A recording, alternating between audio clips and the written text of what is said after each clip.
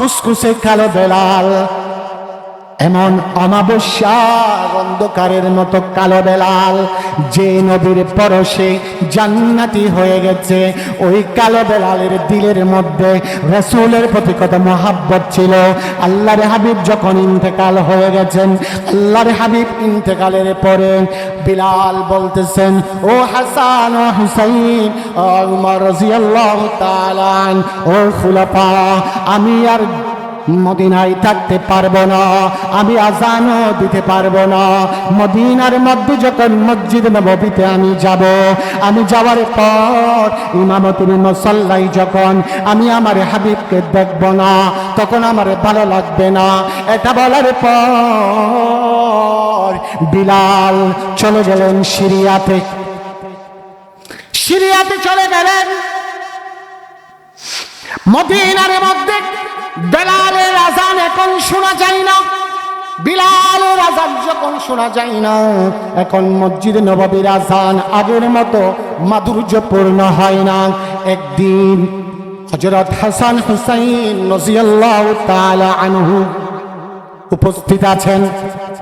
হযরত ওমর ফারুক রাদিয়াল্লাহু তাআলা আনহু চিঠি লিখলেন, বললেন, ও বিলাল, তুমি একটু মদিনায় আসো, মদিনায় এসে একটু তুমি একবার আজান দাও। বলো, বড় দিল চাচ্ছে তোমার আজান শোনার জন্য। বিলাল রাদিয়াল্লাহু তাআলা আনহু বললেন, প্রিয় হাজিরিন, আল্লাহ রাব্বুল আলামিন কত দয়াশীল, কত দয়াবান, নিয়ামত দিয়ে ভরপুর করে ফেলেছে আমাদেরকে। দামি দামি নিয়ামত যেগুলো আছে এগুলো ফ্রিতে দিচ্ছে। তদরূপ যেই হাবিব মুহাম্মাদুর রাসূলুল্লাহ সাল্লাল্লাহু আলাইহি ওয়াসাল্লামকে আমাদের জন্য অনুসরণীয় হিসেবে পাঠাইলেন, উনি আমাদেরকে কিভাবে ভালোবাসেন এটা যদি বলি গোটা রাত শেষ হয়ে যাবে। আল্লাহর হাবিবের ভালোবাসা, উম্মতের প্রতি ভালোবাসার নজির বলা কখনো শেষ হবে না। তবু একটু বলি, শুনেন। আল্লাহ রাব্বুল আলামিন যে হাবিবকে আমাদের জন্য পাঠাইছেন, এই হাবিব আমাদেরকে কত ভালোবাসে। একজন মা, একজন বাবা, আমরা মনে করি মা বাবার চাইতে আপন কেউ নাই, কিন্তু এই মা বাবার চাইতেও বেশি ভালোবাসে আল্লাহর হাবিব রাসূল আকরাম সাল্লাল্লাহু আলাইহি ওয়াসাল্লাম। প্রমাণ কি? প্রিয় হাজিরিন, মা বাবা আমাদেরকে কতটুকু ভালোবাসেন, যতক্ষণ পর্যন্ত মা বাবার স্বার্থের বাইরে না যায় ততক্ষণ ভালোবাসেন। স্বার্থের মধ্যে যখন আঘাত পায় তখন মা বাবা আমাদেরকে ত্যায্য পুত্র করে দেন, ঠিক কিনা? এমন একজন নবী পেয়েছি, যেই নবীটা দুনিয়ার মধ্যে যখন আসলেন, আসার পর নবুয়ত প্রাপ্ত হলেন। নবুয়ত প্রাপ্তির পর থেকে নিয়ে কান্না করতেছেন আল্লাহর দরবারে, আল্লাহ আমার উম্মত, আমার উম্মত। আল্লাহ রাব্বুল আলামিনের কথাটা সূরাতুল কাহাফ 18 নম্বর সূরা 6 নম্বর আয়াতের মধ্যে আল্লাহ রাব্বুল আলামিন বলেন, ফালাআল্লাকা বাখিউন নাফসাকা আলা আথারিহিম ইল্লাম ইউমিনু বিহাদাল হাদীথি আসাফা। আল্লাহ রাব্বুল আলামিন বলেন, ও আমার হাবিব, একজন মানুষ ঈমান আনতেছে না, এই জন্য আপনি এভাবে কেন টেনশন করতেছেন? আপনার জীবন পর্যন্ত শেষ হয়ে যাবে। এভাবে আত্মহত্যা করার মতো করে আপনি কেন টেনশন করতেছেন? সুবহানাল্লাহ। শুরু থেকে একজন ইমানদার কিভাবে বাড়াবে, এই টেনশন। আল্লাহর হাবিবের শুরু থেকে টেনশন। উম্মত উম্মত বলে, মৃত্যুর আগে উম্মত উম্মত, মৃত্যুর পরে আল্লাহর হাবিব সাল্লাল্লাহু আলাইহি ওয়াসাল্লাম যখন কিয়ামতের ময়দানে যাবেন, কিয়ামতের ময়দানেও আল্লাহর রাসূল সাল্লাল্লাহু আলাইহি ওয়াসাল্লাম বলবেন, উম্মতি উম্মতি।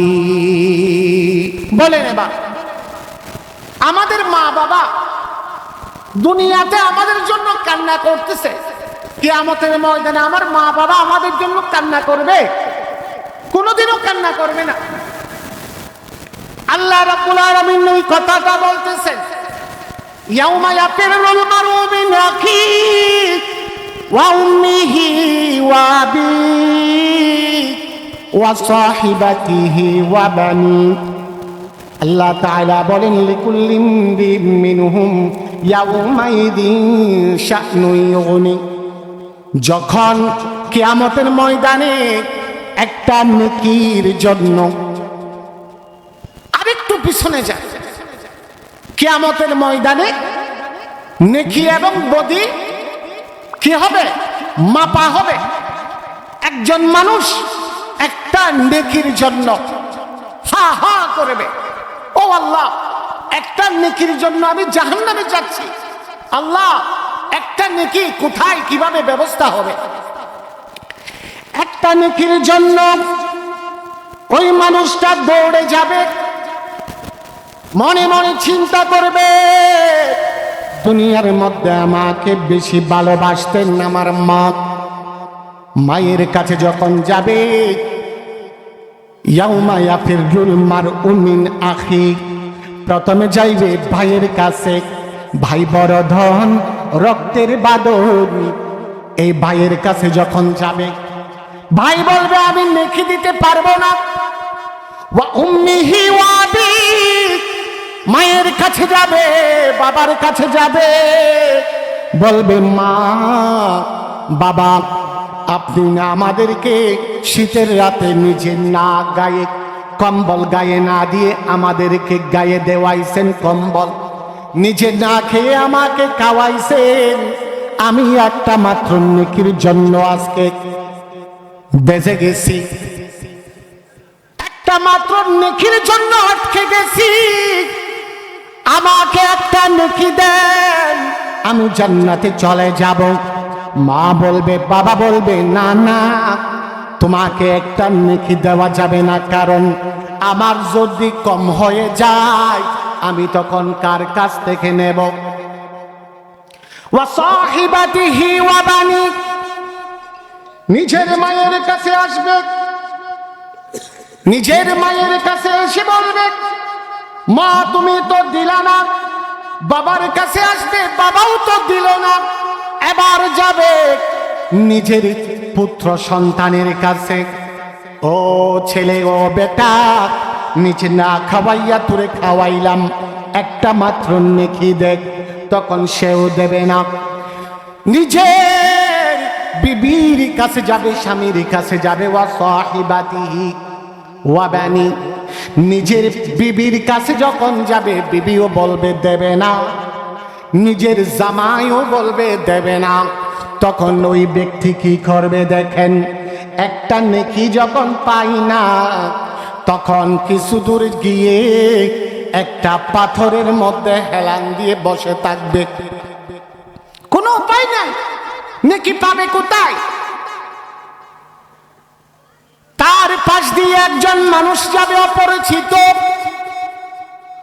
ওই মানুষটা বলবে, ও আল্লাহর বান্দা, কি জন্য তুমি বসে আছো বলবা নাকি? তোমার মনে তো বিষণ্ণ কেন? চেহারার মধ্যে এত ক্লান্ত শ্রান্ত হয়ে গেছো কেন? ওই ব্যক্তি বলবে, একটা নেকির জন্য আমি জান্নাতে যেতে পারতেছি না। তখন ওই মানুষটা বলবে, ও আল্লাহর বান্দা, আমি এমন একজন ব্যক্তি খুঁজতেছি যেই ব্যক্তির একটা মাত্র নেকি শর্ট পড়েছে, আমারও আমলনামা মাপা হয়েছে, কিন্তু আমি নিশ্চিত আমি যে গুনাহ করেছি আমি কোনোদিন নাজাত পাবো না। আমার সমস্ত আমল নামা মাপা হয়েছে, আমার আমল নামার মধ্যে পাওয়া গেল সমস্ত পাপ কাজ, একটা মাত্র নেকি পাওয়া গিয়েছে। আমি এই একটা নেকি এটা দিয়ে কি করব? এটা তুমি নিয়ে যাও। সুবহানাল্লাহ। ওই একটা নেকি এটা নিয়ে যখন ওই বান্দা দৌড়ে দৌড়ে দৌড়ে দৌড়ে আল্লাহর দরবারে যাবে, আল্লাহ তাআলা জিজ্ঞাসা করবেন, আল্লাহ তো সমস্ত কিছু জানেন। আল্লাহ বলবেন, ও বান্দা, এমন কঠিন অবস্থা কেউ তো কাউকে নেকি দেয় না, এই নেকি কোথায় থেকে তুমি নিয়েছো বলো? তখন বান্দা বলবে, ওই ব্যক্তি আমাকে নেকিটা দিয়েছে, সওয়াবটা দিয়ে দিয়েছে, সে নিজেও জানে এই একটা সওয়াব নিয়ে জান্নাতে যেতে পারবে না। তখন আল্লাহ রাব্বুল আলামিন বলবেন, ও আমার বান্দা, আমি হলাম রহমান, আমি হলাম রহিম, আমি রহমান আর রহিমের নামের উসিলায় তোমাদের দুইজনকে জান্নাত দান করে দিলাম। সুবহানাল্লাহ। প্রিয় হাজিরিন, এমন কঠিন দিনে মা বাবা আপন নয়, ভাই বোন আপন নয়, সমস্ত আত্মীয় স্বজনকেও আপন নয়, কিন্তু আল্লাহর হাবিব সাল্লাল্লাহু আলাইহি ওয়াসাল্লাম, আল্লাহ রাব্বুল আলামিন আল্লাহর হাবিবকে সম্মানিত করে একটা জায়গা দিবেন, যে জায়গার নাম হলো মাকামাম মাহমুদা। মাকামাম মাহমুদ, প্রশংসনীয় জায়গার মধ্যে আল্লাহর হাবিব চলে যাবেন। যাওয়ার পর আল্লাহর হাবিব বলবেন, ইয়া আল্লাহ, সমস্ত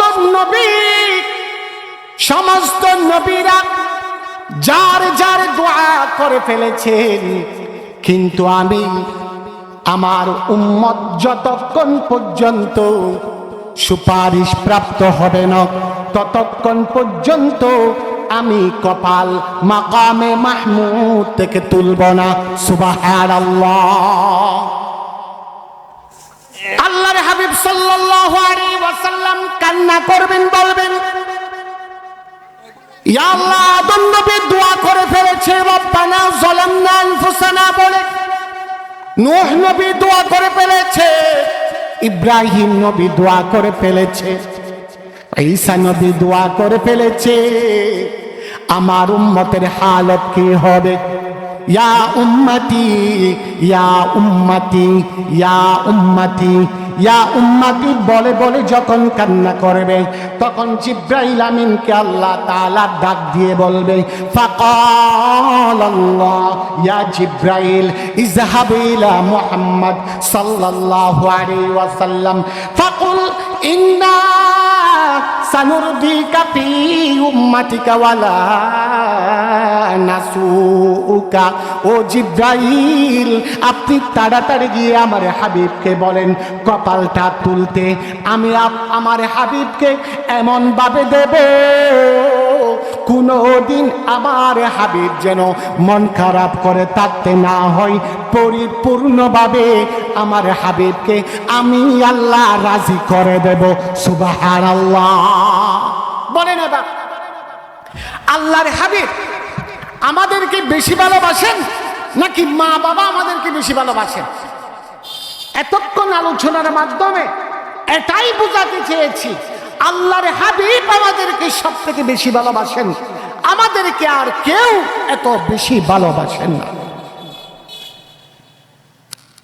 আল্লাহর হাবিব আমাদেরকে ভালোবাসেন, তার 2 নম্বরে প্রমাণ রাসূল সাল্লাল্লাহু আলাইহি ওয়াসাল্লাম আমাদেরকে কিভাবে ভালোবাসেন। এটা হযরত আয়েশা সিদ্দিকা রাদিয়াল্লাহু তাআলা আনহার একটা হাদিস, মুস্তাদরাকে হাকিম নামক কিতাব, হাদিস নাম্বার 6736। এই হাদিসের মধ্যে আল্লাহর হাবিব বলেন, আল্লাহর হাবিব সাল্লাল্লাহু আলাইহি ওয়াসাল্লাম একবার নামাজ পড়তেছেন।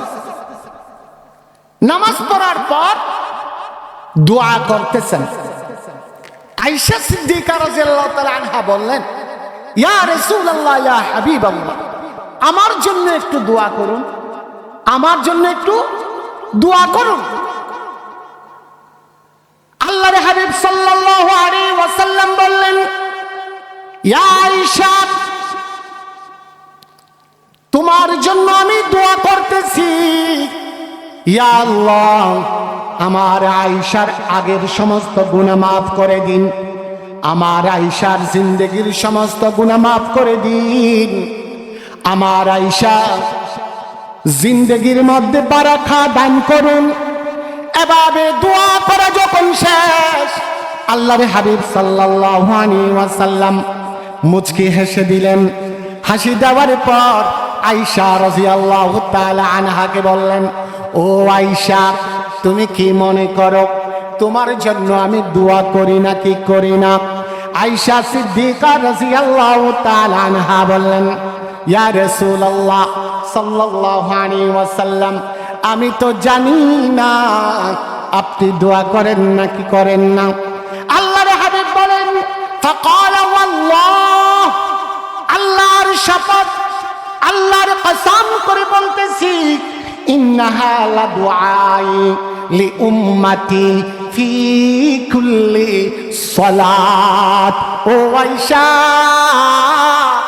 আল্লাহর কসম করে বলতেছি, শোনো শোনো, প্রতি 5 ওয়াক্ত নামাজের পরে তোমার এবং সমস্ত আমার উম্মতের জন্য আমি রাসূল দোয়া করি। সুবহানাল্লাহ। কি বলছেন যে প্রত্যেক 5 ওয়াক্ত নামাজের পরে আমি আপনার মতো গুনাহগার উম্মতের জন্য দোয়া করেন? সে কে বলেন তো জুড়ে?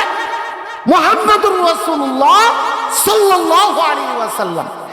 এর থেকে প্যারা, এর থেকে মুহাব্বত, এর থেকে ভালোবাসার মানুষ দুনিয়াতে আর কেউ আছে? নাই।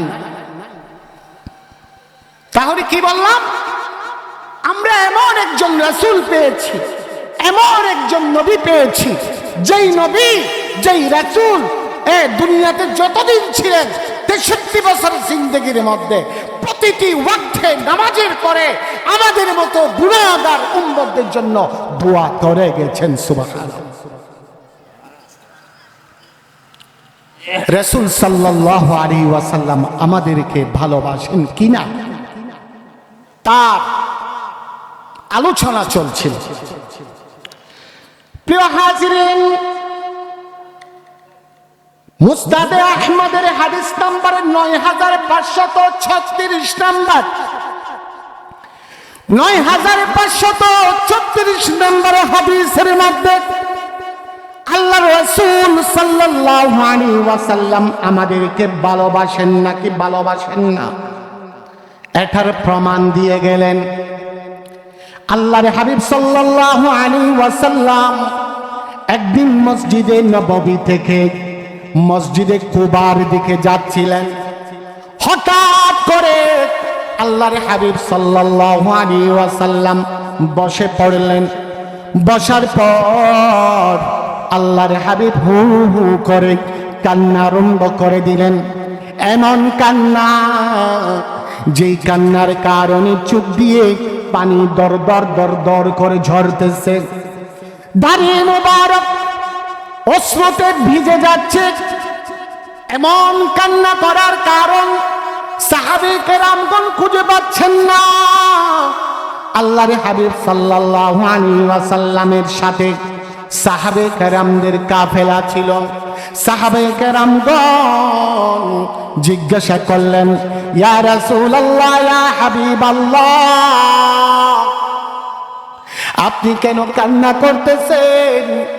আমাদের কারণে আপনি কোনো কষ্ট পেয়েছেন নাকি? আমরা আপনাকে কোনো কষ্ট দিয়েছি নাকি? আল্লাহর হাবিব বললেন, ও আমার সাহাবাগণ, আমাকে তোমরা কষ্ট দাও নাই। আমার থেকে আমার ভাইদের কথা মনে পড়তেছে, আমার ভাই যারা আছে আমার ভাইদের কথা মনে পড়তেছে, ভাইদের কথা। সাহাবায়ে কেরাম বলেন, ইয়া রাসূলুল্লাহ, আমরা আপনার ভাই নয়, আমরা থাকতে আপনি কেন কান্না করবেন? আল্লাহর হাবিব বললেন, আনতুম আসহাবি, তোমরা হলো আমার সাহাবা, তোমরা আমার ভাই নয়, তোমরা হলো আমার সাহাবা।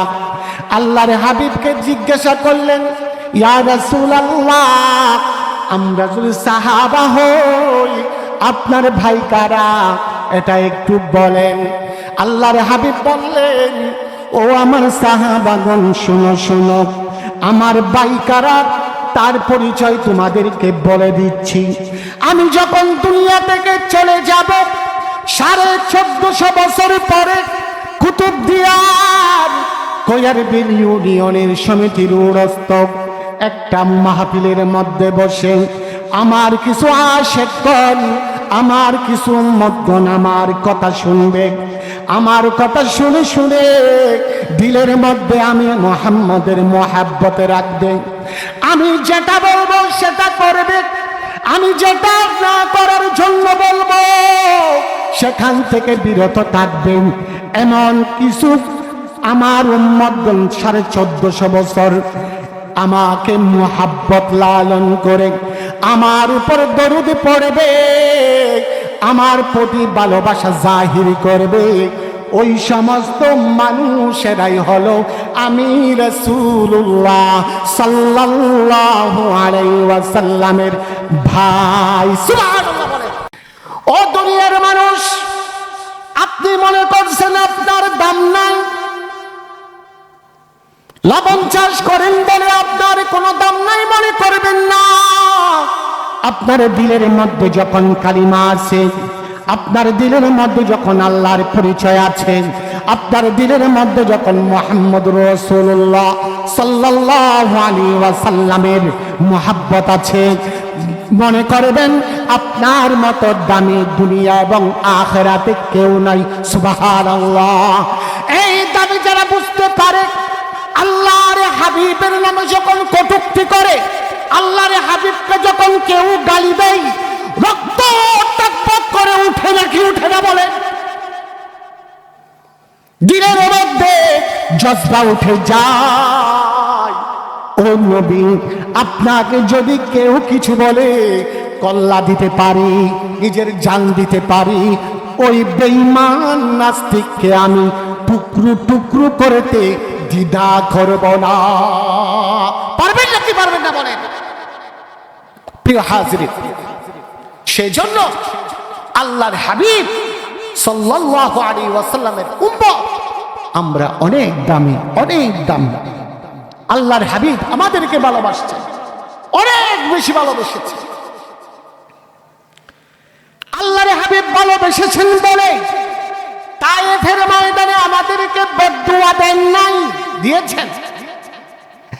আল্লাহর রাসূল আমাদেরকে ভালোবেসেছেন বলে উহুদের ময়দানে দণ্ডান শহীদ করেছেন, কিন্তু উফ শব্দটা পর্যন্ত বলে নাই, কাউকে লানত পর্যন্ত করেন নাই।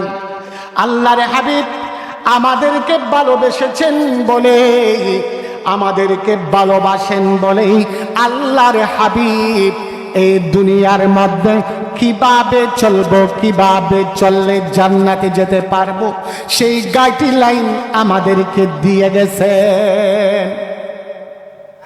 প্রিয় হাজিরিন, আল্লাহর হাবিবকে ভালোবাসতে পারবেন তো ইনশাআল্লাহ?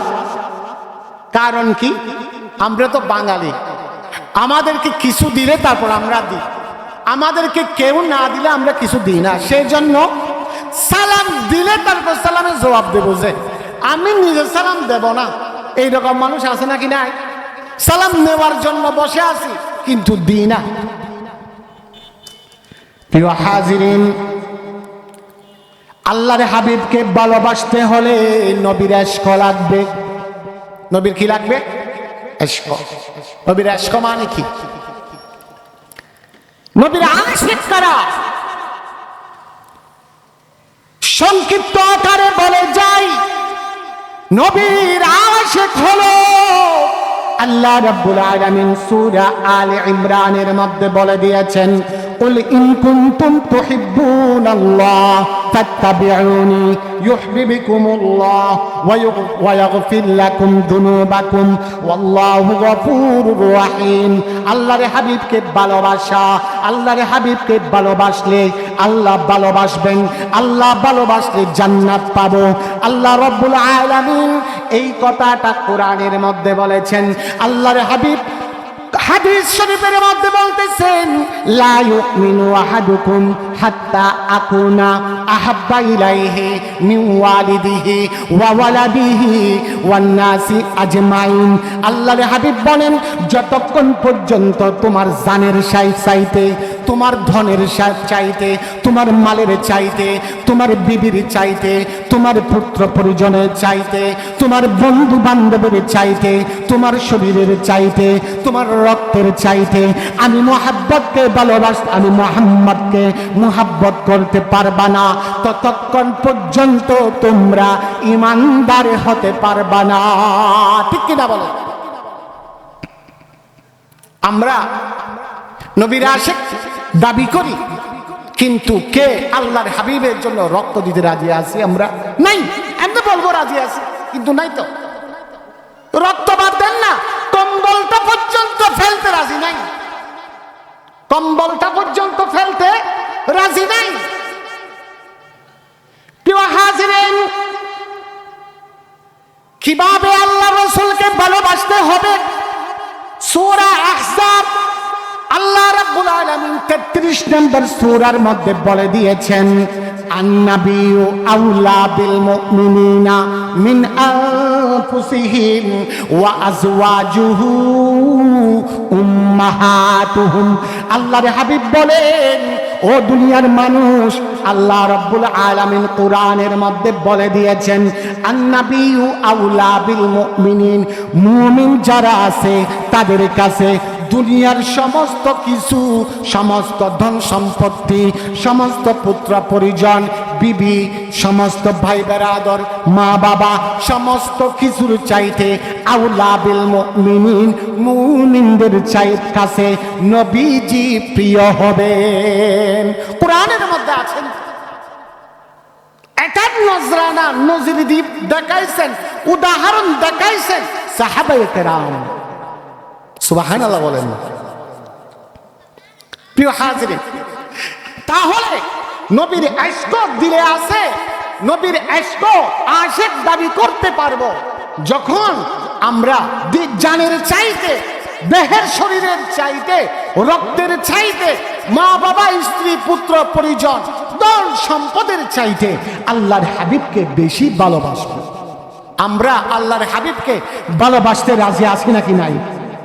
আল্লাহ আমাদেরকে কবুল করুন, আল্লাহুম্মা আমিন। এবার আসুন, আল্লাহর হাবিবকে কিভাবে ভালোবাসবো? আমরা তো বললাম আল্লাহর রাসূল আমাদেরকে ভালোবাসেছেন নাকি ভালোবাসেন নাই? ভালোবেসেছেন। তাহলে আল্লাহর রাসূলকেও আমাদেরকে ভালোবাসতে হবে। আল্লাহর রাসূল সাল্লাল্লাহু আলাইহি ওয়াসাল্লামকে ভালোবাসতে হলে করণীয় কি? আশিক হওয়া। কি হওয়া? নবীর কি হওয়া? আশিক হওয়া। নবীর আশিক কিভাবে হব জানার দরকার আছে নাকি নাই? নাকি আশিক ওই গুণ ওরা আর ওই গুণ হন শুনন কেন করি নবীর আশিক হই? যারা আগে থেকে নবীর আশিক আছেন আলহামদুলিল্লাহ, এই নবীর ইশকটাকে আরেকটু ঝালাই করে নি আমরা। এক নাম্বার, আল্লাহর হাবিব সাল্লাল্লাহু আলাইহি ওয়াসাল্লামকে ভালোবাসবো কিভাবে? আল্লাহর হাবিব সাল্লাল্লাহু আলাইহি ওয়াসাল্লামের 63টা বছর উনি পৃথিবীতে ছিলেন। ওই 63 বছরের জীবনী এটা আমাদের থেকে পড়তে হবে। 63 বছরের জীবনী এটা যদি আমরা পড়ি, রসুলের সিরাত যদি আমরা পড়ি, রসুলের মিলাদ থেকে শুরু করে ওয়াফাতুন নবী পর্যন্ত যদি আমরা পড়ি, পড়ার পর যদি আমরা গবেষণা করি, পড়ার পর যদি আমরা নিজের জিন্দেগির সাথে ফিট করতে পারি, আমরা আশিক রসুল হতে পারবো। আল্লাহ রাসূল সাল্লাল্লাহু আলাইহি ওয়াসাল্লাম কি রকম ছিলেন দেখেন। আল্লাহর হাবিব ৬৩ বছরের জীবনে কোনোদিন মিথ্যা কথা বলেন নাই, বলছেন? আল্লাহর হাবিব কোনোদিন বাতিলের কাছে মাথা নত করেন নাই। বললেন এক হাতের মধ্যে সূর্য দিবেন আর এক হাতের মধ্যে চন্দ্র দিবেন, দুনিয়ার সমস্ত মাল দৌলত যদি আমার সামনে রাখেন, তবুও আমি মুহাম্মদ লা ইলাহা ইল্লাল্লাহ, জুড়ে বলেন লা ইলাহা ইল্লাল্লাহ, লা ইলাহা ইল্লাল্লাহ। এই লা ইলাহা ইল্লাল্লাহর দাওয়াত কোনোদিন ছাড়তে পারবো না। বলছেন নাকি বলেন নাই? আল্লাহর হাবিবের জীবনী যদি দেখেন, প্রতিবেশীর কাছে কিভাবে আল্লাহর হাবিব পারতেন প্রতিবেশীর হক আদায় করেছেন। আল্লাহর হাবিব প্রতিবেশীর হক কিভাবে আদায় করেছেন দেখেন। আল্লাহর হাবিব চলাফেরা করতেন, আমরা সবাই জানি, এগুলো আমল করি না। বুড়ি একটা পথের মধ্যে কাটা দিত, আমরা জানি না? একদিন কাটা দেখে নাই, আল্লাহর হাবিব ওই প্রতিবেশীর খবর নিতে গেছেন, দেখলেন বুড়িটা অসুস্থ। তখন আল্লাহর হাবিব তাকে সুস্থ করার জন্য দোয়া করে দিলেন, বুড়িটা সুস্থ হয়ে গেল। সুবহানাল্লাহ বলেন না? আমরা তো প্রতিবেশীর হক জানি না। প্রতিবেশী এমন এটা নিয়ামত, প্রতিবেশী এমন নিয়ামত। রাসূল সাল্লাল্লাহু আলাইহি ওয়াসাল্লাম বলেছেন, কিয়ামতের ময়দানে আল্লাহ রাব্বুল আলামিন তার প্রতিবেশীর দিকে তাকাইয়া অনেক মানুষকে নাজাত দান করবেন। সুবহানাল্লাহ। সর্বপ্রথম বাদী বিবাদীর মধ্যে ঝগড়া মীমাংসা করবেন প্রতিবেশীর হক নিয়ে। রাসূল সাল্লাল্লাহু আলাইহি ওয়াসাল্লাম বলেছেন, আল্লাহর কাছে ওই মানুষটা প্রিয় যেই মানুষটা তার প্রতিবেশীর কাছে প্রিয়। তো রাসূল সাল্লাল্লাহু আলাইহি ওয়াসাল্লাম প্রতিবেশীর হক কিভাবে আদায় করেছেন, আমরা কিভাবে আদায় করি আমরা জানি তো। প্রিয় হাজিরিন, আল্লাহর হাবিব সাল্লাল্লাহু আলাইহি ওয়াসাল্লাম ৬৩ বছরের জিন্দেগি দুনিয়ার মধ্যে কাটাইছেন, কোনদিন জুলুম করেন নাই, আরেকজনের মাল সম্পদ খাই নাই, আমানতের খিয়ানত করেন নাই। আলী রাদিয়াল্লাহু তাআলা আনহুকে আল্লাহর হাবিব ডাকলেন, ও আলী, আমি তো মক্কা থেকে মদিনায় হিজরত করার জন্য যাচ্ছি। মন দিয়ে শুনেন, আমি তো মক্কা থেকে মদিনায় হিজরত করার জন্য যাচ্ছি। পথের মধ্যে আমার যদি অঘটন হয়ে যায়, আল্লাহ যদি আমার হায়াত না রাখে, তখন সম্পদ আমার কাছে অনেক আমানত আছে, কাফেরদের ওই আমানত আমি তাদেরকে বুঝাই দিতে পারবো না। ও আলী, আমি মক্কা থেকে মদিনায় হিজরত করার জন্য রওনা হলাম, তুমি আলী ওই আমানতগুলো বুঝাই দেওয়ার জন্য আমার বিছানায় তুমি শুয়ে থাকো। সুবহানাল্লাহ। আমানত যথাযথভাবে বুঝাই দিছেন নাকি দেন নাই? দিছেন। ও দুনিয়ার মানুষ, আল্লাহর হাবিব কেমন ছিলেন এই চরিত্রটা ধারণ করেন না। আল্লাহর হাবিব প্রতিবেশী থেকে শুরু করে বন্ধু বান্ধবের মহলে কি রকম অমায়িক ছিলেন দেখেন। খন্দকের যুদ্ধ যখন শুরু হচ্ছে, হযরত সালমান ফারসি রাদিয়াল্লাহু তাআলা আনহার পরামর্শক্রমে গর্ত খনন করতেছেন, পরীক্ষা খনন করতেছেন। গর্ত খনন করার পর্যায়ে খানাপ দানা পানি প্রায় শেষের দিকে, এই পর্যায়ে একজন সাহাবী আল্লাহর হাবিবের দরবারে আসলেন। আসার পরে বললেন, ইয়া রাসূলুল্লাহ, ইয়া হাবিবাল্লাহ, আর তো পারি না, খিদের জ্বালায় পেট তো ছু ছু করতেছে, পেট তো মনে হয় পিঠের সাথে লেগে যাচ্ছে। এই দেখেন কাপড় তুললো, দেখা গেল সাহাবীদের পেটের মধ্যে একটা করে পাথর বাঁধা। একটা করে কি পাথর বাঁধা। আল্লাহর হাবিব মুস্কি হাসি দিলেন, বললেন ও আমার সাহাবা, তোমাদের কষ্ট হচ্ছে এটা আমি বুঝতেছি। শুনো শুনো শুনো, আমি রাসূল, আমি তোমাদের জন্য আসান করার জন্য দুনিয়াতে এসেছি, কষ্ট দেওয়ার জন্য দুনিয়াতে আসি নাই। এটা বলার পর আল্লাহর হাবিব নিজের কাপড় মুবারক তুললেন। তোলার পরে দেখতে পেল সমস্ত সাহাবাগণ আল্লাহর হাবিবের পেটের মধ্যে দুইটা দুইটা পাথর বাঁধা। সুবহানাল্লাহ বলেন ভাই। এই রকম নেতা, এই রকম লিডার, এই রকম পথ প্রদর্শক বাংলার জমিনে গোটা পৃথিবীতে আর পাবেন? তুই ও মুসলমান, কার আদর্শ তুমি গ্রহণ না করে সেই লেনিন থেকে শুরু করে গণতন্ত্রের পূজারীদের আদর্শ গ্রহণ করতে যাচ্ছ? যেখানে মদিনাওয়ালার আদর্শ তোমার সামনে আছে, সেই মদিনাওয়ালার আদর্শকে দুই পায়ে দূরে সরাই দিয়া তুমি পূর্ণ ইসলামের হুকুমত পালন করতে চাচ্ছ। কষ্ট নিয়েন না, বুঝার জন্য বলতেছি। সেজন্য সামনে নির্বাচন, এই নির্বাচনের মধ্যে বিএনপি হোক, জাতীয় পার্টি হোক, এনসিপি হোক, জামায়াত ইসলামী হোক, ইসলামী আন্দোলন হোক, যে নেতা কোরআন সুন্নাহর পক্ষে থাকবে তার ব্যালটের মধ্যে সিল পড়বে। ঠিক না বেঠিক বলে? কোরআন সুন্নাহর বিরুদ্ধে যারা আইন করতে চাচ্ছে, বাংলার সমস্ত কোটি কোটি মুসলমান তাদেরকে ডাস্টবিনের আস্থা করে নিক্ষিপ্ত করবে ইনশাআল্লাহ। প্রিয় হাজিরিন, রাসূলের আশিক যদি আমরা হতে চাই, এক নম্বর করণীয় কি বললাম? রাসূলের জীবনী, রাসূলের সিরাত আমাদেরকে পড়তে হবে। পড়তে পারবো তো ইনশাআল্লাহ? নাকি পৌঁছা প্রেমের কাহিনী পড়বেন? পৌঁছা প্রেমের কাহিনী বাদ দেন, গল্প উপন্যাস বাদ দেন। আমার নবী ৬৩ বছর জীবনের মধ্যে সমস্ত গল্প, সমস্ত উপন্যাস, চোখের পানি থেকে শুরু করে, হাসি থেকে শুরু করে সমস্ত কিছু ৬৩ বছর জীবনীতে আছে নাকি নাই বলে? যদি কেউ বিশ্বাস না করেন, আপনার ঈমান নিয়ে আমাদের সন্দেহ।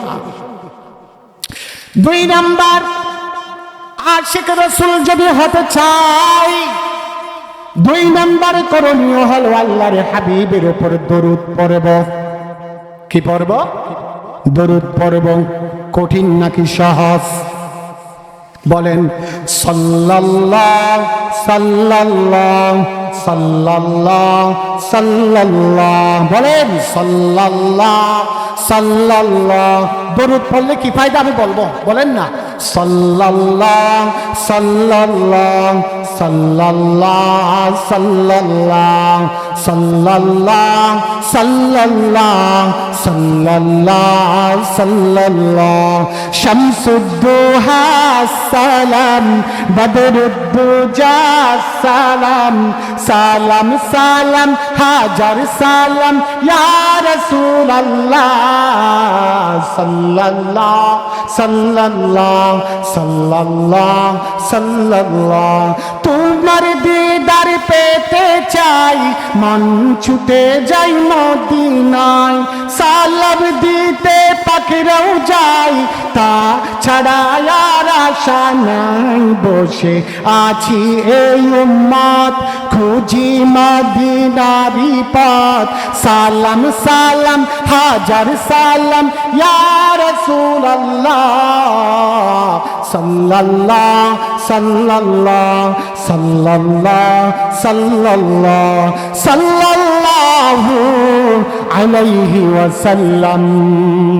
আল্লাহর হাবিব সাল্লাল্লাহু আলাইহি ওয়াসাল্লাম আশিক হওয়ার জন্য দুই নম্বর কথা বললেন, তোমরা দরুদ পড়বা। আল্লাহর হাবিব সাল্লাল্লাহু আলাইহি ওয়াসাল্লাম বলেন, যেই উম্মত যত বেশি দরুদ পড়বে তত বেশি আমি রাসূলের শাফাতের কাছাকাছি চলে আসবে। সুবহানাল্লাহ।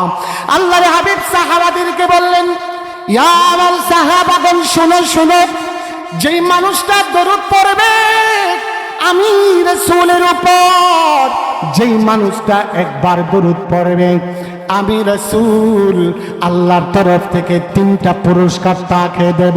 কয়টা পুরস্কার? 1 নম্বরের পুরস্কার, আল্লাহ রাব্বুল আলামিন তার উপর 10 বার রহমত নাজিল করবেন। সুবহানাল্লাহ। রহমত কি আমরা বুঝি না তো? রহমত মানে রহমত আলী মনে করি দে, আরো 10 বার যদি রহমত আলী উগ্র মানুষ হিরো যদি আরো 10 বার ফেরত দেয় আর সেক্টর না যায় মনে বাজি ইয়া মনে করি দে। আরা রহমত মানে কি জানেন না? রহমত মানে হলো যেদিকে যান না কেন আপনার প্রতি আরেকজন মানুষের দিল নরম হয়ে যাবে। সুবহানাল্লাহ বলেন। যেদিকে যান না কেন আপনার কাজ সহজ হয়ে যাবে, যেদিকে যান না কেন আপনার কাজ অতি সহজে সম্পাদন হয়ে যাবে। এগুলো হলো রহমত। আল্লাহর হাবিব বলেন তার উপর 10 বার রহমত নাজিল হবে। 2 নম্বরে পুরস্কার, আল্লাহ রাব্বুল আলামিন তার 10টা গুনাহ মাফ করে দেবেন এবং 10টা নেকি তার আমলনামার মধ্যে দান করবেন। সুবহানাল্লাহ। 3 নম্বর, যেই মানুষটা বেশি বেশি দরুদ পড়বে আমি রাসূলের উপর ওয়াজিব হয়ে যাবে। যেই মানুষটা আমার উপর দরুদ পড়ছে তাকে সুপারিশ করা। সুবহানাল্লাহ। রাসূলের সাহাবাগণ আল্লাহর হাবিবকে বললেন, ইয়া রাসূলুল্লাহ, ইয়া হাবিবাল্লাহ, আপনি তো মারা যাবেন, আপনি তো দুনিয়া থেকে চলে যাবেন, দরুদ পড়তেছি নাকি দরুদ পড়তেছি না এটা কিভাবে বুঝবো? সাহাবাদেরকে আল্লাহর হাবিব বলেন, ও আমার সাহাবা, আমি দুনিয়া থেকে চলে যাব, মনে রাখবা দুনিয়ার মধ্যে যেই সমস্ত আম্বিয়ায়ে কেরাম দুনিয়ার মধ্যে আসলেন কোন নবীর ওয়াফাত হয় নাই, মওত হয় নাই, কোন নবী দুনিয়া থেকে মারা যায় নাই, তারা সবাই জিন্দা কবরের মধ্যে। বলেন সবাই, সমস্ত নবী জিন্দা। বলেন না, সমস্ত নবীকে জিন্দা, কোন নবী মারা যায় নাই, সবাই হায়াতুন নবী। কবরের মধ্যে তারা নামাজ অবস্থায় আছে, তারা সিজদা করতেছে, তারা তাসবিহ পড়তেছে।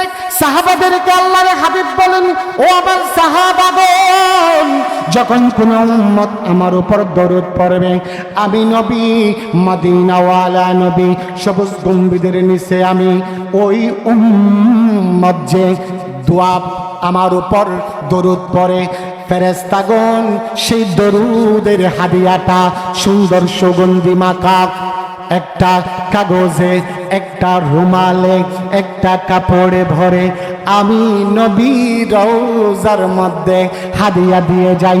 সুবহানাল্লাহ। দরুদ পড়বেন তো ইনশাআল্লাহ। 3 নাম্বার, আশিকে রাসূল কিভাবে হবে এটা বলতেছে। এখন আশিকে রাসূল হতে গিয়ে অনেকে অনেক রকমের তরিকা অবলম্বন করি, এগুলো বাদ দিয়ে এই যে তরিকাগুলো আমরা বলতেছি, 1 নম্বর কি বললাম মনে আছে? আল্লাহর হাবিবের জীবনী, সিরাত, মিলাদুন নবী থেকে নিয়ে ওয়াফাতুন নবী পর্যন্ত সমস্ত সিরাতুন নবী এগুলো কি পড়া, এগুলো কি পড়া। 2 নম্বর বেশি বেশি কি পড়া বললাম? দরুদ পড়া। 3 নম্বর, সাহাবাগণ যেভাবে আল্লাহর হাবিবকে ভালোবেসেছেন এভাবে ভালোবাসার চেষ্টা করা। সাহাবারা যেভাবে ভালোবেসেছেন এভাবে আমরা কোনোদিনও ভালোবাসতে পারবো না। পারবেন নাকি? আল্লাহর হাবিবকে সাহাবাগণ কিভাবে ভালোবেসেছেন ছোট্ট একটা কথা বলি, ছোট্ট ঘটনার সময় কম, সেজন্য আল্লাহর হাবিব যখন মক্কা থেকে মদিনায় আসলেন, মক্কা থেকে মদিনায় আসার পর শুধুমাত্র বললেন, ও আনসারগণ, আনসার মানে যারা মদিনার মধ্যে আছে, যারা মক্কা থেকে এসেছে তাদেরকে বলে মুহাজির। মুহাজিরগণের উদ্দেশ্য আনসারগণের উদ্দেশ্যে বললেন, ও আনসারগণ, তোমার ভাইয়েরা নিজের পুত্র স্ত্রী পুত্র পরিজনকে বাদ দিয়ে, মা বাবাকে ত্যাগ দিয়ে, নিজের ধন সম্পদকে কোরবানি দিয়ে মদিনার মধ্যে চলে এসেছেন। ও আনসারগণকে তোমরা একটু সাহায্য সহযোগিতা করো। এই একটা মাত্র কথা বলেছে, একটা মাত্র কথা বলেছেন, সাথে সাথে মুহাজির গণকে আনসারগণ, আনসার সাহাবী, মদিনাওয়ালার সাহাবী যারা আছে, মদিনাবাসী সাহাবী যারা আছে, যাদের 2টি বাগান ছিল একটা বাগান দিয়ে দিছে, যাদের 2টি ঘর ছিল একটা ঘর দিয়ে দিছে, যাদের 2টা পোশাক ছিল একটা পোশাক দিয়ে দিছে, যাদের 2টা বিবি ছিল একটা বিবিকে তালাক দিয়ে ভাইয়ের জন্য দিয়ে দিছে। সুবহানাল্লাহ। আল্লাহর হাবিবকে সাহাবাগণ কত ভালোবাসতেন। হযরত বেলাল নামক একজন সাহাবীর নাম শুনছেন নাকি? কথা বলে না। বেলাল, কুসকুসে কালো বেলাল, এমন অমাবস্যার অন্ধকারের মতো কালো বেলাল, যে নবীর পরশে জান্নাতি হয়ে গেছে। ওই কালো বেলালের দিলের মধ্যে রাসূলের প্রতি কত মহাব্বত ছিল। আল্লাহর হাবিব যখন ইন্তেকাল হয়ে গেছেন, আল্লাহর হাবিব ইন্তেকালের পরে বিলাল বলতেছেন, ও হাসান ও হুসাইন ও উমর রাদিয়াল্লাহু তাআলা, ও খুলাফা, আমি আর মদিনায় থাকতে পারবো না, আমি আজানও দিতে পারবো না। মদিনার মধ্যে যখন মসজিদ নববীতে আমি যাব, আমি যাওয়ার পর ইমামতির মুসাল্লায় যখন আমি আমার হাবিবকে দেখব না, তখন আমার ভালো লাগবে না। এটা বলার পর বিলাল চলে গেলেন সিরিয়াতে। সিরিয়াতে চলে গেলেন। মদিনার মধ্যে বেলালের আজান এখন শোনা যায় না। বিলালের আজান যখন শোনা যায় না, এখন মসজিদ নববীর আজান আগের মতো মাধুর্যপূর্ণ হয় না। একদিন হযরত হাসান হুসাইন রাদিয়াল্লাহু তাআলা আনহু উপস্থিত আছেন। হযরত ওমর ফারুক রাদিয়াল্লাহু তাআলা আনহু চিঠি লিখলেন, বললেন, ও বিলাল, তুমি একটু মদিনায় আসো, মদিনায় এসে একটু তুমি একবার আজান দাও। বলো, বড় দিল চাচ্ছে তোমার আজান শোনার জন্য। বিলাল রাদিয়াল্লাহু তাআলা আনহু বললেন, ও খলিফাতুল মুসলিমিন, আমি কিভাবে আজান দেব, আমি কিভাবে ওই জায়গার মধ্যে চলবো যেই জায়গার মধ্যে আমার হাবিবের পায়ের ধুলা লেগে আছে, ওই জায়গার মধ্যে কিভাবে বসবো যেই জায়গার মধ্যে আমার হাবিব বসেছেন, ওই জায়গার মধ্যে কিভাবে হাঁটবো যেই জায়গার মধ্যে আমার কলিজার টুকরা হেঁটেছেন। ও আমিরুল মুমিনিন, আমি তো যেতে পারবো না, আমাকে মাফ করেন। তখন আমিরুল মুমিনিন আবারও বললেন, ও বিলাল, তোমাকে বলতেছি একটু আসো, একটু আসো। আমিরুল মুমিনের চিঠির আর অবজ্ঞা না করে চলে আসলেন মদিনার মধ্যে। মদিনার মধ্যে আসার পর হযরত হাসান হুসাইন রাদিয়াল্লাহু তাআলা আনহুমা বললেন, ও আমার নানার প্রিয় মানুষ, ও বিলাল সাহাবী, একটাবার আজান দেন। একটাবার আজান যখন দিলেন, আশহাদু আন্না মুহাম্মাদার রাসূলুল্লাহ যখন বললেন, সাথে সাথে বেহুশ হয়ে পড়ে গেলেন জমিনের মধ্যে। এটাই ছিল সাহাবাদের মুহাব্বত। এই মুহাব্বত আমাদের আছে? বলেন, এই মুহাব্বত আমাদের আছে? নাই। 3 নম্বর মুহাব্বত, দিলের মধ্যে আল্লাহর হাবিবের মুহাব্বত থাকতে হবে। আল্লাহর হাবিবের মুহাব্বত কিভাবে আনবো? সাহাবায়ে কেরাম যেভাবে ভালোবেসেছেন এভাবে যদি ভালোবাসতে চাই, ভালোবাসার যদি চেষ্টা করি, আল্লাহর হাবিব যেভাবে আল্লাহর হাবিবের কথা, আল্লাহর রসুলের সাহাবাগণ যেভাবে রসুলের কথা শুনেছেন, এভাবে আমরা যদি শোনার চেষ্টা করি, আল্লাহর হাবিবের কথা যেভাবে মেনেছেন সাহাবাগণ, এভাবে যদি মানার চেষ্টা করি, ও মুসলমান, দিলের মধ্যে আল্লাহর হাবিবের দরদ সৃষ্টি হবে, দিলের মধ্যে আল্লাহর হাবিবের মহাব্বত সৃষ্টি হবে। তখন আমরা পাক্কা আশিক রাসূল হিসেবে পরিচয় দিতে পারবো। 4 নম্বর, আল্লাহর হাবিব সাল্লাল্লাহু আলাইহি ওয়াসাল্লামের ইশক দিলের মধ্যে কিভাবে আনবো? আল্লাহর হাবিবের আনুগত্য করার মাধ্যমে। আল্লাহ রাব্বুল আলামিন সূরা আহজাবের 21 নম্বর আয়াতের মধ্যে আল্লাহ বলেন, লাকাদ কানা লাকুম ফি রাসূলিল্লাহি উসওয়াতুন হাসানাহ। তোমাদের জন্য বিএনপির আদর্শ রাখি নাই, তোমাদের জন্য জামাত ইসলামের আদর্শ রাখি নাই, তোমাদের জন্য ইসলামী আন্দোলন, শাসনতন্ত্র, চরমোনাই পীরের আদর্শ রাখি নাই, তোমাদের জন্য যশোদ্বাসক যত গণতন্ত্র আছে সমস্ত গণতন্ত্রের আদর্শ রাখি নাই। আমি আল্লাহ তোমাদের জন্য আদর্শ রেখে দিলাম। লাকাদ কানা লাকুম ফি রাসূলিল্লাহি উসওয়াতুন হাসানা। আমি আমার হাবিবকে সমস্ত শ্রেষ্ঠত্ব দিয়ে দুনিয়ার সমস্ত মানুষের মধ্যে বাছাই করে মাখলুকাতের মধ্যে সেরা তাজের মুকুট পরাইয়া দুনিয়ার মধ্যে এনেছি। কি জন্য জানো নাকি? এটাই তোমাদের আদর্শ। এই আদর্শ যারা ধারণ করবে, আমি আল্লাহ তাদেরকে মহাব্বত করব। আমার হাবিবের আশিক রাসূল তারাই হতে পারবে, ঠিক কিনা বলেন?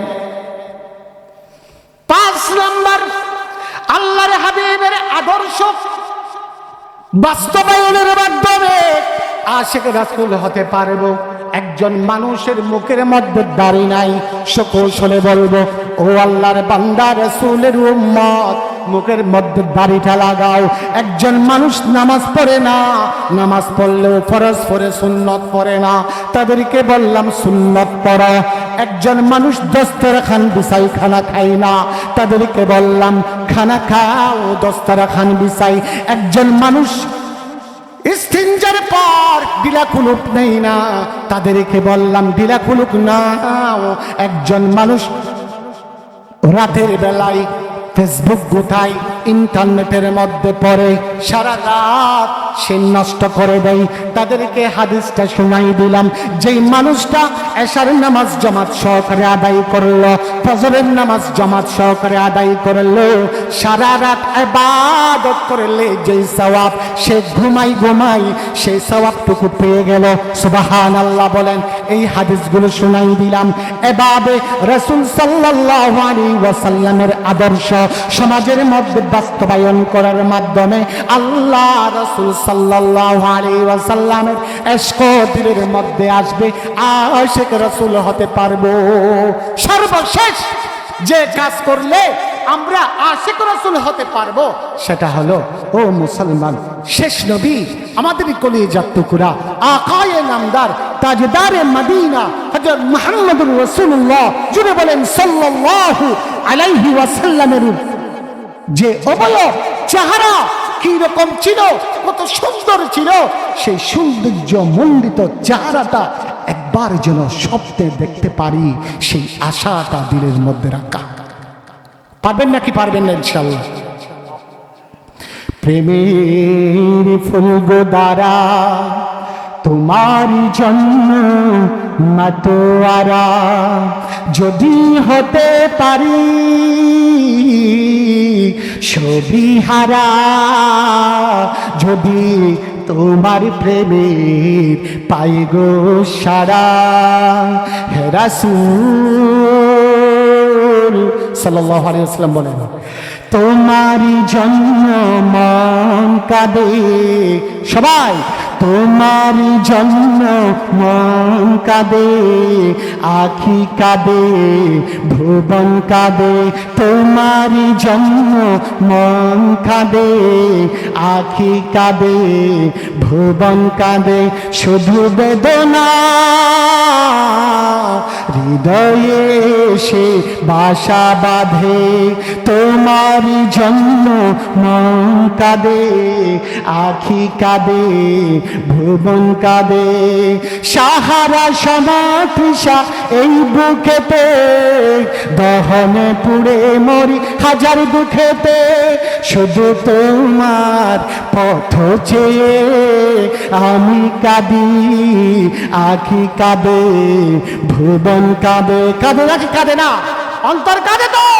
তার জন্য কাঁদে রাসূল আকরাম সাল্লাল্লাহু আলাইহি ওয়াসাল্লামের উপর। প্রিয়জন হারা মন প্রশান্তি নেই, বিরহ বেতার দুঃখ জ্বালা। তোমার প্রেমের শরাব দিয়ে হৃদয় করো মোরে জ্বালা। স্বপ্ন দেখা দিও তুমি একবার, আগুনে পুড়ে মোরা।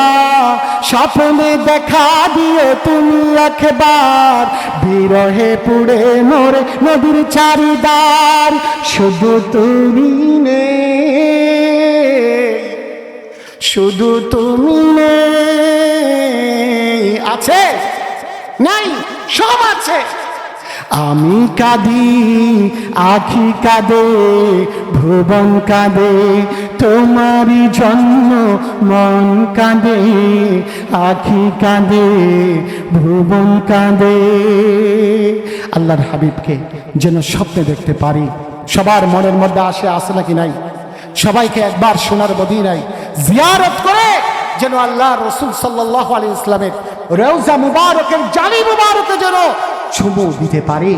আল্লাহ রব্বুল আলামিনের গিলাফ যেন ধরে কান্না করতে পারি। সেই তৌফিকটুকু আমরা আল্লাহর দরবারে চাইবো নাকি চাইবো না? সুতরাং যে কথাগুলো বলেছি শুরু থেকে, বলেন আল্লাহর হাবিবের প্রতি আমাদের ভালোবাসা। আল্লাহর হাবিব আমাদেরকে ভালোবাসেন নাকি ভালোবাসেন না?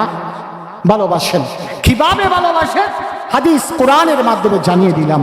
2 নম্বর জানলাম আল্লাহর হাবিব সাল্লাল্লাহু আলাইহি ওয়াসাল্লামকে ভালোবাসতে হলে কি করতে হবে? আশিক হতে হবে। এই আশিক কিভাবে হব? 6টি নিয়মে আশিক হওয়া যায় সেটাও বলে দিলাম। মহান রব আমাদের সবাইকে যেই কথাগুলো বলেছি সেই কথা অনুযায়ী আমল করার তৌফিক দান করুন।